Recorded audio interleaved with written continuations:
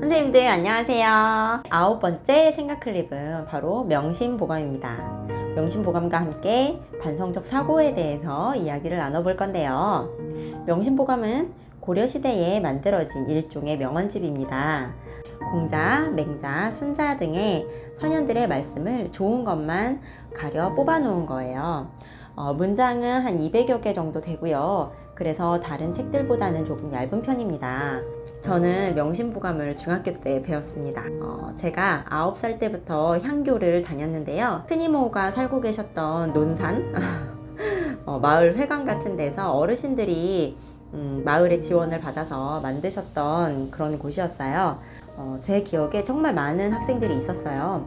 거기에서 한자 쓰는 것도 배우고 서예도 배우고 하면서 천자문과 사자소학 배우기 시작을 했고요. 그리고 중학교 때 명심보감을 배운 기억이 나요. 그렇게 제가 누가 시키지 않아도 그렇게 배웠던 이유는 단순히 한자를 쓰고 외우는 게 재미있었다기보다는 명심보감 같이 사람이 알아야 할 그런 진리를 담은 문장들을 외우고 그 문장에 대해서 생각하고 그런 과정이 재미있었던 것 같아요. 그래서 명심보감의 1번 문장 아직도 기억을 하는데요. 자왈 위선자는 천보지 이복하고 위불선자는 천보지 이환이라. 공자께서 말씀하시길 선을 행하는 자는 하늘이 복으로 갚고 선을 행하지 않는 자는 하늘이 화로 갚는다, 이런 의미였는데요. 중학교 때 이 문장을 외우면서 이런 생각을 많이 했던 것 같아요. 정말 내가 착하게 살면 하늘이 복을 내리나? 하늘은 정말 나쁜 사람들을 화로 갚는가? 갚아주는가? 그렇게 공평한 세상인가? 뭐 이런 생각을 하면서 외웠던 기억이 납니다. 특히 명심보감은 천자문이나 사자소학보다도 더 이야기가 있는 책 같았어요. 그래서 굉장히 재미있게 외우고 공부했던 기억이 나는데요. 명심보감이라는 제목은 마음을 밝히는 보배로운 거울이라는 뜻입니다. 제가 어렸을 때 이 안에 있는 문장을 외우면서 가치관 교육을 받은 것처럼 이 명심보감의 문장들에는 정말로 사람을 이끌어주는 좋은 문장들이 많아요. 명심보감은 총 25편으로 되어 있습니다. 그 편들은 각각 주제에 따라서 나뉘어져 있는데요. 특히 우리가 주목해야 되는 편들은 입교, 가르침을 세우다, 또 근학, 부지런히 배우다, 또 권학, 배움을 권하는 그런 편들을 주로 중심적으로 보면 좋을 것 같은데요. 제가 어릴 때 명심보감을 배우면서 어떤 문장을 외우면서도 정말 사람의 인생이 이러한가? 라는 생각도 하고, 또 그때 외웠던 문장들이 가끔씩 떠오르면서 이런 말씀이 있었는데 하면서 자꾸 반추를 하게 됐거든요. 그런 의미에서 명심보감이라는 책은 반성적 사고하고도 굉장히 관련이 깊은 책인 것 같아요. 존 듀이가 말한 반성적 사고란 인간이 어떤 경험을 하고 그 경험에 대한 판단을 하기 위해 반성하고 숙고하는 능력입니다. 경험과 반성, 숙고, 그리고 이것이 성장으로 이어지는 것이 바로 반성적 사고를 바탕으로 하는 교육이죠. 그래서 존 듀이는 교육의 목적은 성장하도록 돕는 것이라고 하였고, 그 성장을 위해서는 사람이 스스로 반성을 할 수 있어야 되겠죠. 명심보감의 문장들은 아주 옛날부터 사람들이 인간이 살아가는 데 있어서 진리로 여길 만한 문장들을 뽑아놓은 것들이기 때문에 시대를 초월하여 염두에 두고 지켜나가면 좋을 만한 문장들이 많습니다. 그래서 학생들이 함께 공부하고 마음에 새겨놓으면 어떤 도덕적인 기준이랄까요? 윤리적인 기준이 되어주고 그 기준을 바탕으로 반성적인 사고를 할 수 있도록 도와주는 역할을 할 것 같습니다. 먼저 제가 명심보감에서 선생님들하고 함께 나누면 좋을 만한 문장들 뽑아봤으니 한번 들어보실까요? 마음을 살피라, 마음을 성찰하라 라는 의미의 성심편에는 이런 문장이 있습니다. 나무가 잘 길러지면 뿌리가 튼튼하고 가지와 잎이 무성하여 기둥과 들보 같은 제목을 이루게 된다. 물이 잘 관리되면 물의 근원이 왕성하고 흐름이 길어서 관계의 이로움이 널리 베풀어진다. 사람이 잘 길러지면 뜻과 기상이 크고 식견이 밝아 충성스럽고 의로운 선비가 나오니 어찌 기르지 않겠는가. 이 문장은 인재 양성의 중요성을 말한 문장입니다.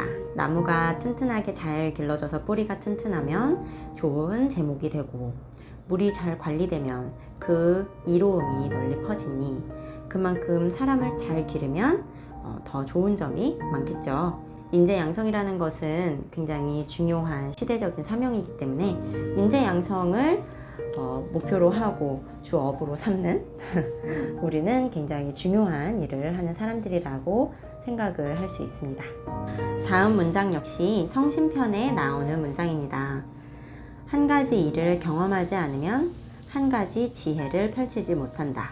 존 듀이의 반성적 사고의 기본도 경험이죠. 사람이 경험을 해야 그 경험을 바탕으로 반성을 하면서 또 다른 생각을 발전시키고 또 그 생각을 자기 생활에 적용하고 하면서 성장해 나가는 거기 때문에 경험이라는 것은 교육이 이루어지는데 그 근간이 된다고 생각이 듭니다. 다음은 입교편, 가르침을 세우다 라는 편에 있는 말씀입니다. 공자 3계도에서 말했다.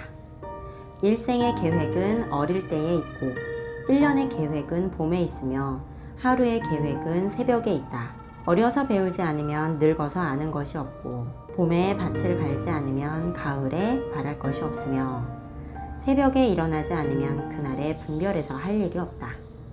앞으로의 발전이 바로 계획에 달려있다라는 그런 문장인데요. 일생의 계획은 어릴 때에 있다라는 문장에 얼마나 동의를 하시나요? 저는 초등학생들을 가르치는 교사로서 어린 시절의 중요성을 누구보다도 항상 인식을 하고 있고 그만큼 명심하고 있기 때문에 일생의 계획이 어릴 때에 있다라는 이 문장이 굉장히 와닿았습니다. 물론 새벽에 일어나야 완벽한 계획이라고 할 수는 없겠지만 그래도 어떤 계획이 분명히 앞을 어떻게 나아가느냐에 영향을 미치는 건 있는 것 같죠. 그런 의미에서 학생들이 앞날에 대해서 계획을 세우고 자신에 대해서 생각해보고 이런 계기를 마련해 주는 것도 중요한 교사의 역할인 것 같고요. 또 교사 자신부터도 우리부터도 부지런히 계획을 세워서 정진할 수 있는 그런 사람들이 되는 것도 굉장히 중요한 것 같습니다. 다음 문장은요. 배움을 권하는 글이라는 권학편에 있는 문장입니다. 소년은 늙기 쉽고 학문은 이루기 어려우니 짧은 시간도 가벼이 여기지 말라. 연못가의 봄풀 채 꿈도 깨지 못했는데 섬돌 앞 오동나무 잎이 이미 가을 소리를 내네. 소년은 늙기 쉽고 학문은 이루기 어렵다라는 문장 많이 들어보셨죠? 학문은 이루기 어려운데 세월이 그만큼 빨리 간다는 의미이기도 합니다. 어른들 중에는 어렸을 때 더 열심히 배우지 못하고 더 열심히 하루하루 최선을 다하지 못함을 후회하시는 분들도 많이 계시죠. 그런 만큼 우리에게 젊음이 있을 때 조금 더 많은 것을 배우고 깨달으면 얼마나 좋을까라는 생각이 듭니다.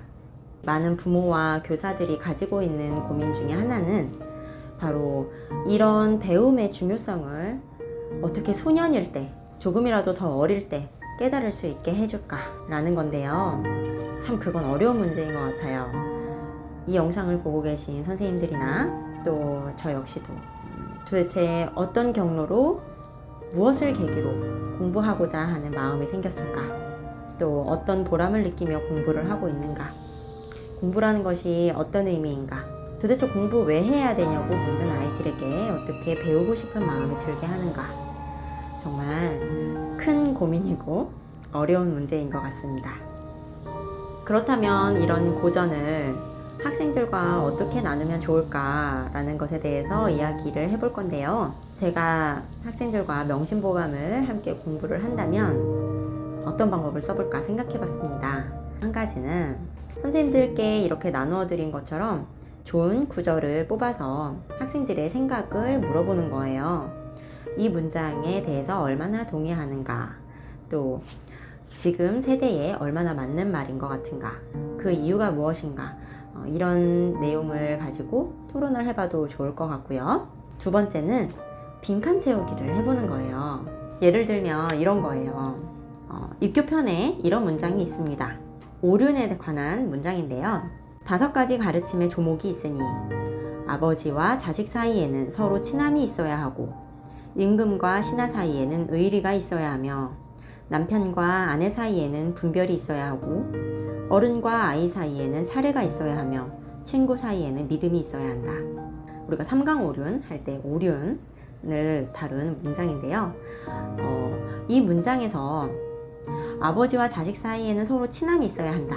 이 부분에서 친함을 빈칸으로 만들어 놓고 아이들에게 채워보라고 하는 거예요.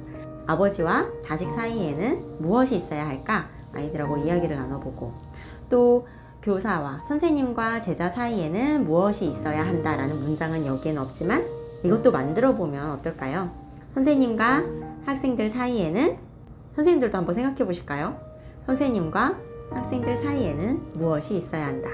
저는 지금 딱 생각나는 건 선생님과 학생들 사이에는 교감이 있어야 한다, 공감이 있어야 한다, 대화가 있어야 한다, 이런 것들이 생각나는 것 같습니다.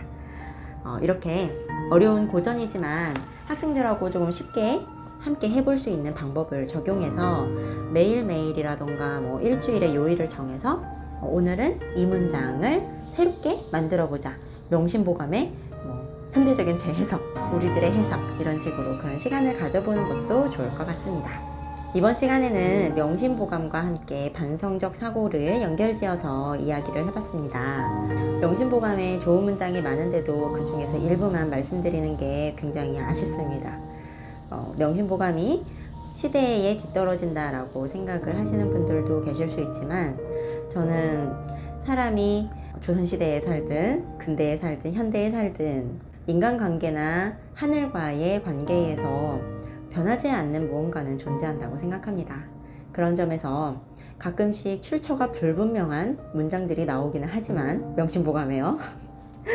그런 문장들이 있더라도 인간이 따라야 하는 순리를 다룬 명언들을 담고 있다는 점에서 아이들과 함께 이야기 나누어 보고 교육적으로 다루어 볼 가치는 충분히 있다고 생각합니다. 선생님들께서도 입문 소양을 위해서도 그렇지만 함께 읽어보시면서 자신을 되돌아보시고 또 아이들과의 반성적 사고를 위한 교육에서 활용해 보시면 좋을 것 같습니다. 다음 시간에는 인터내셔널 바칼로레아에 대해서 자세히 알아보도록 하겠습니다. 감사합니다.